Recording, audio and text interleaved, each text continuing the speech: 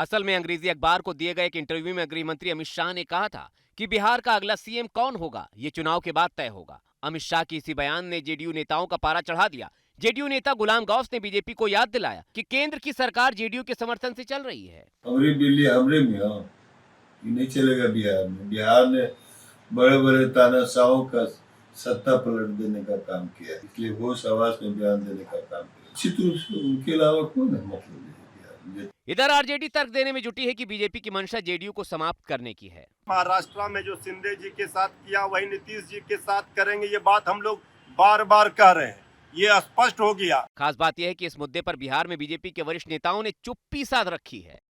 असल में अंग्रेजी अखबार को दिए गए एक इंटरव्यू में गृह मंत्री अमित शाह ने कहा था कि बिहार का अगला सीएम कौन होगा ये चुनाव के बाद तय होगा। अमित शाह की इसी बयान ने जेडीयू नेताओं का पारा चढ़ा दिया। जेडीयू नेता गुलाम गौस ने बीजेपी को याद दिलाया कि केंद्र की सरकार जेडीयू के समर्थन से चल रही है। हमारी बिल्ली हमरे में हो, ये नहीं चलेगा बिहार में। बिहार ने बड़े बड़े तानाशाहों का सत्ता पलट देने का काम किया, इसलिए होश आवाज में बयान देने का काम किया। उनके अलावा कौन है मतलब बिहार में। इधर आरजेडी तर्क देने में जुटी है कि बीजेपी की मंशा जेडीयू को समाप्त करने की है। महाराष्ट्र में जो शिंदे जी के साथ किया वही नीतीश जी के साथ करेंगे, ये बात हम लोग बार बार कह रहे हैं, ये स्पष्ट हो गया। खास बात यह है कि इस मुद्दे पर बिहार में बीजेपी के वरिष्ठ नेताओं ने चुप्पी साध रखी है।